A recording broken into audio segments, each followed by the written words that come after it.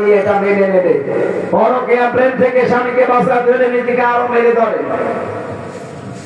এক number point ছিল এটা, স্বামী আসলেই তাকে আনন্দ দেওয়া লাগবে, এসেছে হবে দরকার কাটুকুটু দেবে। কে কাটুকুটু দেওয়া যায় নেই? বলেন কোন স্ত্রী স্বামীকে আনন্দ দিতে গিয়ে যদি হেসে ফেলে, যে কয়টা দাঁত দেখা যাবে ওই কয়টা নফল হজের সওয়াব পাবে। 6টা দাঁতের কথা পর্যন্ত আছে। আমার বেশি ওয়াজ করলে দেখা যাবে বাড়ি থেকে দেখবেন যে দাঁতকে দিয়ে পড়ে আছে, দাঁত দেখানো লাগবে। 2 নম্বরে স্বামী যেটা পছন্দ করে ওটা যদি জায়েজ হয়, মাস্ট বি আপনাকে ওইটা পছন্দ করা লাগবে। আর আমি একজন স্বামী, আমি নিজের দায়িত্ব নিয়ে বলছি, যত স্বামী আছে সবার পক্ষ থেকে, যে আমার যত স্বামীর সাথে কথা বললাম, প্রতিটা স্বামী আমরা চাই যে বিয়ের পরে আমার মা বাবা আমার সাথে থাকবে। আমি খেয়ে থাকি না খেয়ে থাকি, আমার মা বাবার সাথে থাকবে, কিন্তু 100টা 98টা বউটা চাই না। এরকম ছোট মনের বউ আছে কার হাত তোলেন তো?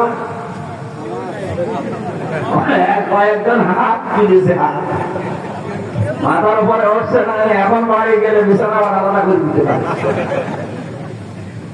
না। আমরা আপনাদেরকে ভয় পাই জানে আমিও হাত তুলতে পারলাম না, কারণ ম্যাডাম হয়তো দেখতে পারি, কিন্তু বাস্তবে এইটা আমরা যেটা পছন্দ করি জায়েজ, ওটা জীবন চলে গেলেও আপনাকে পছন্দ করা লাগে। কথা বলেন না কেন? 3 নম্বরে স্বামীকে আপনি উদ্বুদ্ধ করবেন। যদি আপনি চান আপনার স্বামীর সম্পদ আরো বেড়ে যাক, তার সম্মান আরো বেড়ে যাক, আপনি উদ্বুদ্ধ করবেন স্বামী নিজের রক্তের সম্পর্কগুলো ঠিক রাখো। স্বামীর সাথে সবচেয়ে বেশি রক্তের সম্পর্ক তার মা বাবার, এরপরে তার ভাই বোনের, এরপরে তার চাচা ফুফু।